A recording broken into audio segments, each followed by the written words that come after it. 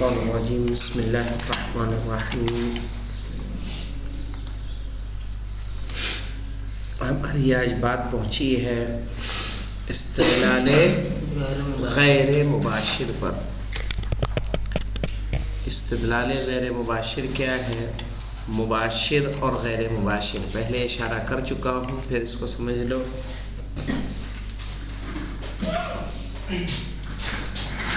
کہ مباشر کے معنی ہوتے ہیں ڈائریکٹ، ٹھیک ہے؟ غیر مباشر یعنی انڈائریکٹ. اور غیر مباشر یعنی انڈائریکٹ. اس کو غیر مباشر کیوں کہا جاتا ہے؟ اس کو اس لیے سمجھ لیں، جیسے ہمارے پاس ایک قضیہ ہے الروح موجودۃ.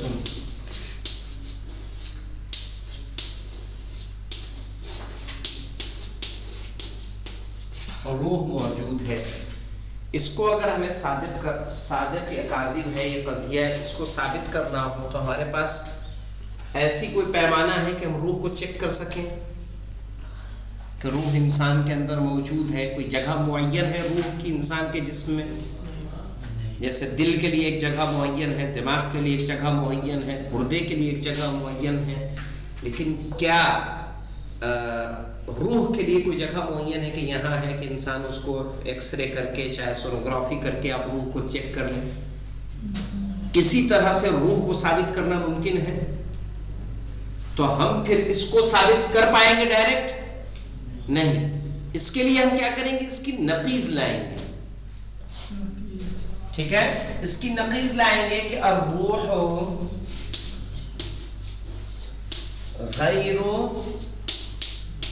موجود، روح موجود نہیں. یہ بھی تو صحیح نہیں ہے. اور استدلال کس پہ کریں گے؟ اس پہ تو کر نہیں پائیں گے، تو کہاں آئیں گے؟ اس پہ. اور یہ اس کی کیا ہے؟ نقیض. کیا ہے؟ نقیض.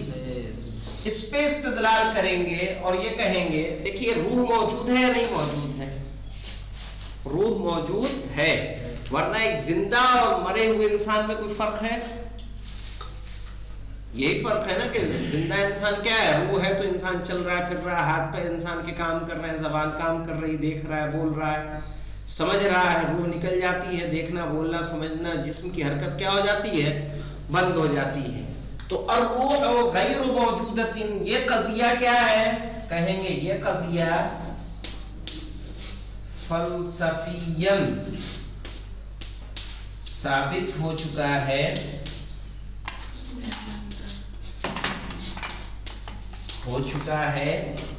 کہ یہ قضیہ وہ بھی تو کہنا صحیح نہیں جھوٹا ہے. سنو، یہ قضیہ کیا ہے؟ اور روح غیر موجودۃ یہ قضیہ کیا ہے؟ جھوٹا ہے. اب روح موجودۃ کی نقیض کیا ہے؟ اور روح غیر موجودۃ. اب یہاں پہ ہم نقیض کا قاعدہ لاگو کریں گے. نقیض کا قاعدہ کیا؟ نقیض کہتے ہیں کسی چیز، میں نے کہا کتاب لا کتاب، لا کتاب، کتاب کی کیا ہو گئی؟ نقیض. صحیح؟ تو یہاں روح موجود نہیں، اس کی کیا ہوئی ہے؟ نقیض. تو اب یہاں پہ اس کا قاعدہ کیا ہے؟ نقیض کا قاعدہ ہے النقیضان لا یصدقان معا ولا یکذبان معا. کہ جو ایک دوسرے کی نقیض ہوں گی، دونوں نہ سچی ہوں گی، دونوں نہ ایک ساتھ جھوٹی ہوں گی. لا یصدقان ولا یکذبان معا، ایک ساتھ دونوں. اگر یہ سچ ہے تو یہ جھوٹا، یہ جھوٹا تو یہ سچا ہے. بھائی سمجھ میں؟ النقیضان یہ قاعدہ یاد رکھنا، النقیضان لا یصدقان معا ولا یکذبان معا، کہ جو بھی نقیض ہوگی، میں نے کہا یہ کتاب ہے، آپ نے کہا کتاب نہیں ہے، کتاب ہے کتاب نہیں ہے، اگر کتاب ہے تو کتاب نہیں ہے کیا ہوگا؟ جھوٹا، کتاب نہیں سچا ہے تو کتاب ہے کیا ہو جائے گا؟ جھوٹا۔ سمجھ میں آئی بات؟ دونوں ایک ساتھ سچے نہیں ہوں گے، دونوں ایک ساتھ جھوٹے نہیں ہوں گے۔ النقیضان لا یصدقان معا ولا یکذبان معا، یہ نقیض کا قاعدہ ہے۔ یہ پہلا جو ہم پڑھیں گے استدلال مباشر میں نقیض ہی پڑھیں گے۔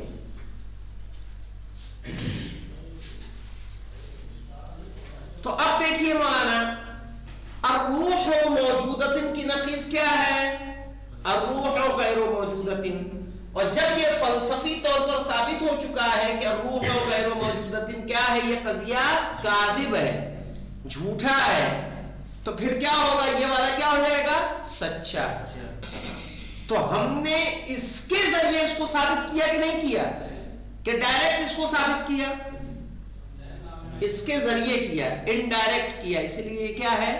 استدلال غیر مباشر۔ ہم نے استدلال اس پہ نہ کر کے کس پہ کیا؟ اس کی نقیض پہ کیا، اور نقیض پہ استدلال کر کے ہم نے یہ قاعدہ لاگو کیا، اور قاعدہ لاگو کر کے اس کو ہم نے سچا ثابت کیا، چونکہ یہ کیا ہے؟ جھوٹا ہے۔ کلیئر ہوا؟ اسی لیے اس کو کیا بولیں گے؟ استدلال غیر مباشر۔ آپ نے پہلے کہا تھا کہ وہ جھوٹا ہے، یہ سچا ہے۔ کس کو کہا تھا؟ روح موجودۃ کو کہاں کہا تھا جھوٹا ہے؟ کہا تو بھی غلط کہا، کہا تو بھی غلط کہا۔ اس کے بدلہ یہ نقیض لے کر آئیں گے۔ نہیں، تو میں نے یہ کیا کہا کہ الروح موجودۃ کو ثابت کرنا ہمارے لیے آسان نہیں ہے، ٹھیک ہے؟ یہ نہیں کہا کہ وہ جھوٹا ہے، کہ وہ سچا ہے یا جھوٹا ہے ہم اس کو پتا نہیں کر سکتے، کوئی اسکینر مشین ہمارے پاس نہیں ہے کہ ہم چیک کریں کہ روح کہاں موجود ہے۔ تو اب اس کو ثابت کرنے کے لیے ہم کیا کریں گے؟ اس کی نقیض لائیں گے، چونکہ ڈائریکٹ ثابت نہیں کر سکتے، تو اب کیا کریں گے؟ سب سے پہلے کوشش کرتے ہیں استدلال میں کہ ہم کہاں جائیں؟ مباشر۔ مباشر جب نہیں کر سکتے تب کہاں جاتے ہیں؟ غیر مباشر کی طرف۔ تو یہاں مجبوری کیا ہوئی غیر مباشر کی طرف جانے میں؟ کہ روح کو ثابت کرنا ہمارے لیے آسان نہیں ہے، ٹھیک ہے؟ مشکل امر ہے کہ ہم روح کو ثابت کریں، وہ دکھائی نہیں دیتی، وہ موجود کہاں ہے پتہ نہیں چلتا، اس کے اثرات انسان میں نظر آتے ہیں۔ تو اب اس کے جسم میں ہوتی، کہاں ہوتی؟ پورے جسم میں کہاں؟ خون ہوتا ہے، نسوں میں ہوتا ہے، خون نس میں ہوتا ہے، ہڈی کے اوپر گوشت ہوتا ہے، سینے میں دل ہوتا ہے، پھیپھڑا ہوتا ہے، پیٹ کے سائڈوں میں گردہ ہوتا ہے، ایسے روح کہاں موجود ہے؟ ہوا بھی موجود ہے، ایسے تو پتا وہ بھی نہیں چلتی۔ ہوا بھی موجود ہے، بالکل موجود ہے، وہ بھی نہیں چلتی۔ ہاں، تو اب اس کو ثابت کیسے کریں گے؟ اگر اس کو ثابت کرنا ہو تو کس طرح سے کیا جائے گا؟ ہوا موجود ہے، ہوا موجود نہیں ہے، اسی لیے جب سائنس آپ پڑھیں گے تو سائنس میں ہوا کے ہونے کا، ہوا کے نہ ہونے کا، کہیں سے ہوا کو نکال لیا جائے تو وہاں پہ کیا اثر ہوتا ہے وہ دکھاتے ہیں کہ نہیں دکھاتے ہیں؟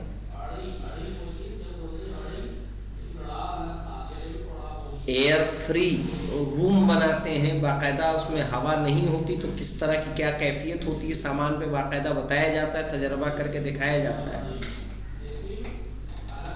تو ایک ہوا موجود ہے، ایک ہوا موجود نہیں ہے، ٹھیک ہے؟ ہوا موجود نہ ہوگا تو کیا ہوگا؟ اس کے اثرات ہمیں دیکھنے ہوں گے، ہوا موجود ہے اس کے اثرات کیا ہوں گے؟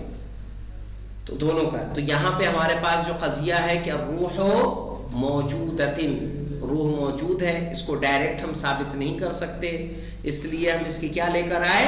نقیض لے کر آئے۔ نقیض لا کے ہم نے کہہ دیا، اس کا قاعدہ اس پہ نقیض کا لاگو کیا کہ النقیضان لا یصدقان معا ولا یکذبان معا، کہ جو نقیض ہوگی وہ نقیص دونوں کیا ہوں گی؟ صحیح ہے، نہ ایک ساتھ سچی ہوں گی نہ ایک ساتھ جھوٹی ہوں گی. میں نے کہا تم راغب ہو، تم راغب نہیں ہو، کوئی ایک بات ہی تو سچی ہوگی. تو بس ایک کو ثابت کیا نقیص کی قاعدے کے عنوان سے، کیا ہو جائے گا؟ دوسرا قضیہ جھوٹا. لیکن تم راغب ہو، یہاں پہ تمہیں ثابت کرنا یہ کیا ہے؟ آسان ہے. تم یہاں موجود ہو، 10 لوگ گواہی دے دیں گے کہ تم راغب ہو، تو پھر کیا ایسے میں ہم تمہاری نقیص لے کر آئیں گے؟ نہیں. استدلال غیر مباشر کا استعمال کہاں ہوگا؟ ان قضیوں میں ہوگا کہ جہاں ڈائریکٹ استدلال مباشر ہم نہیں کر سکتے، صرف ان قضیوں میں. جیسے ایک قضیہ ہمارے سامنے ہے کہ روح موجود ہے، کہ اس کو ہم کہیں ظاہر میں ثابت نہیں کر سکتے، کسی لیبوریٹری میں ثابت نہیں کر سکتے، کسی اسکینر سے ثابت نہیں کر سکتے، کسی ایکس رے سے ثابت نہیں کر سکتے.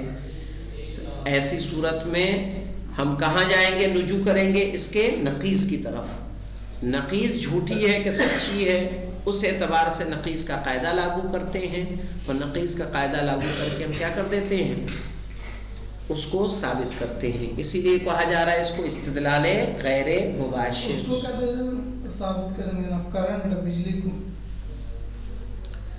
بجلی کو آئے گا، اس کا بھی آئے گا، آئے گا، پریشان نہ ہو. وہ تو دکھتی نہیں مگر چھوتے تو محسوس کرتے ہیں نا. ہاں، کرنٹ کو ثابت کرنے کے لیے اس کو ثابت کرنا آسان ہے. بلب جلائیے، بلب کیا ہوگا؟ جلے گا. ٹیسٹر لگائیے، ٹیسٹر ہوگا.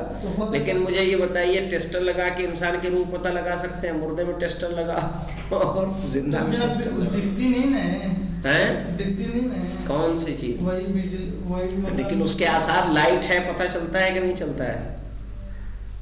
وہ جب جلائیں گے تب نہ پتہ چلے گا. نہیں ایسا. اچھا، بنا جلائے ہم کر ٹیسٹر لگا کے پتہ چلے گا؟ وہ بھی نہ لگا. ہم جلائے نہیں، ہاں، ٹیسٹر لگایا پتہ چلے گا. لیکن مجھے یہ بتائیے، ایک مرے ہوئے کا اسکین کیجئے اور زندہ کو اسکین کیجئے، کیا روح کی موجودگی پتہ چلے گی؟ دونوں کو اسکین کرو، نہیں پتہ چلے گی. روح کوئی ایسا مادہ نہیں ہے کہ جو انسان جسمانی انسانی میں اللہ نے جو ہے کہیں معین جگہ پہ کوئی ظاہری چیز ہو. بجلی کو پھر بھی آپ ٹیسٹر سے کیا کر سکتے ہیں؟ دیکھ سکتے ہیں. انسان پر ٹیسٹر کوئی ایسا نہیں بنا ہے کہ وہ بتا دے اس میں روح ہے، اس میں روح نہیں ہے. ایک ہی انسان کا جسم جس کی حس ختم ہو جاتی ہے کہ نہیں، ہاتھ پیر نہیں ہلتے، کیا اس میں کیا ہوتا ہے؟ لوگ کیا بولتے ہیں کہ نسیں سوکھ گئی، ہے نا؟ کیا ہوتا ہے کہ نسیں سوکھ گئی ہیں، انگلی سیدھی نہیں ہوتی، مثلا اس طرح کی بیماریاں ہوتی ہیں. لیکن کیا ایسا کہتے ہیں کہ روح یہاں نہیں ہے؟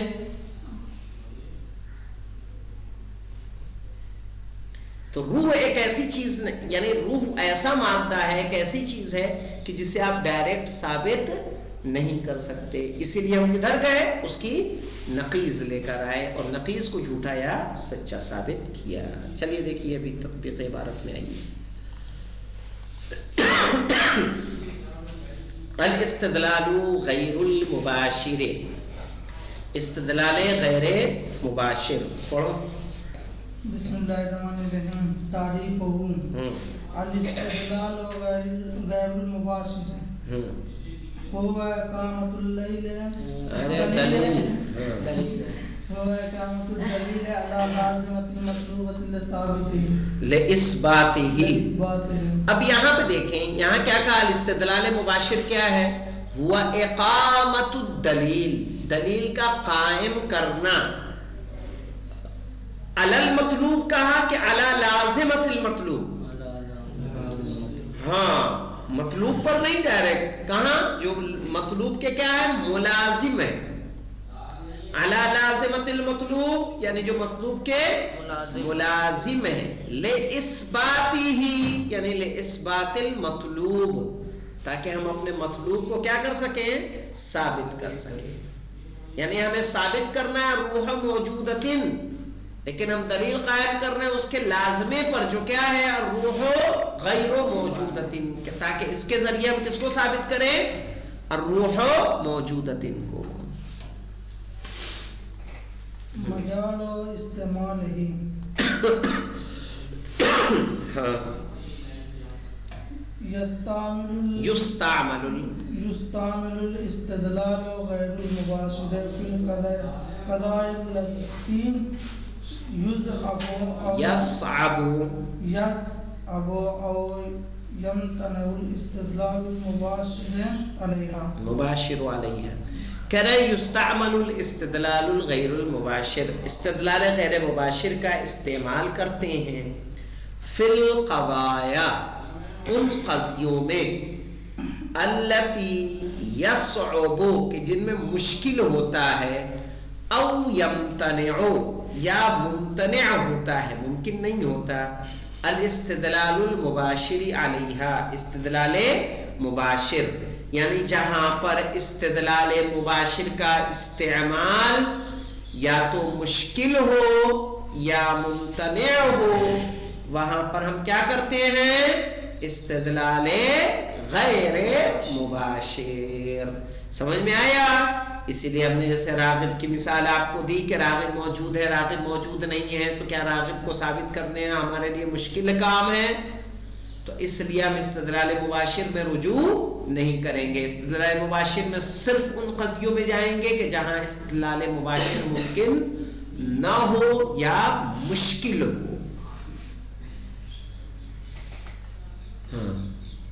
کیسے کریں گے استدلال؟ پڑھیے شارف صاحب. بسم اللہ الرحمن الرحیم. کیفیتہ ہی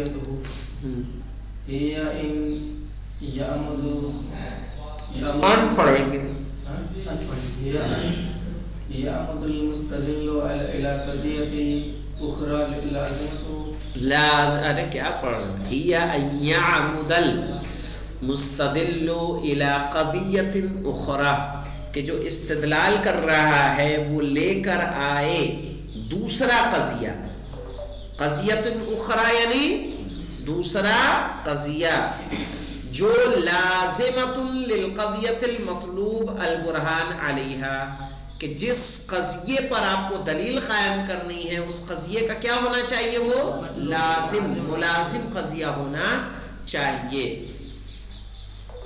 فَيَسْتَدِلُّ بِالْإِسْتِدْلَالِ الْمُبَاشِرِ عَلَى الْأُولَى، تو پہلا والا یعنی قضیہ کہ جو آپ لے کر آئے ہیں اس پر آپ کیا کریں گے؟ استدلال مباشر.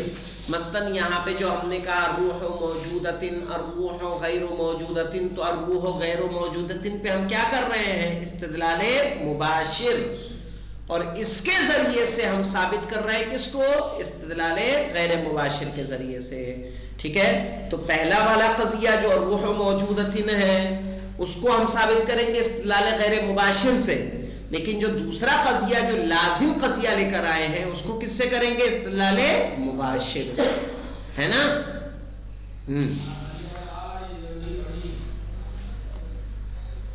پڑھو.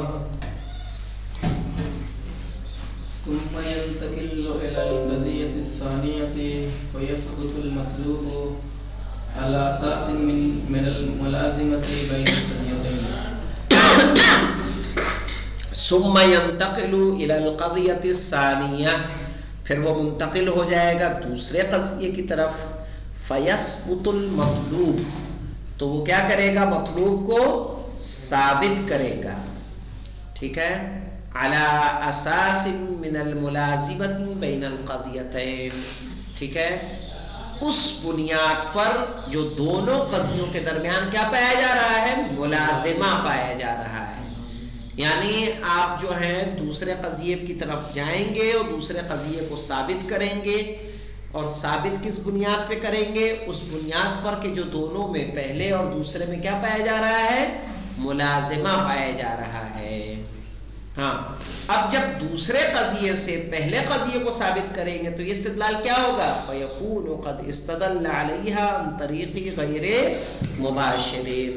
پھر وہ دوسرے والے پہلے والے قضیے پر استدلال جو کر رہا ہے وہ استدلال کیا کہلائے گا؟ استدلال غیر مباشر. جیسے ہمارے پاس ہے الاثبات، المطلوب کیا ہے؟ اثبات القضیۃ التالیہ، مندرجہ ذیل قضیے کا اس کو ثابت کرنا ہے کہ الروح موجودتن، الروح موجودتن. کہہ رہے وَلَمَّا كَانَتْ هَذِهِ الْقَضِيَةُ، اور جب کہ یہ قضیہ لا يقتدر على اثباتها،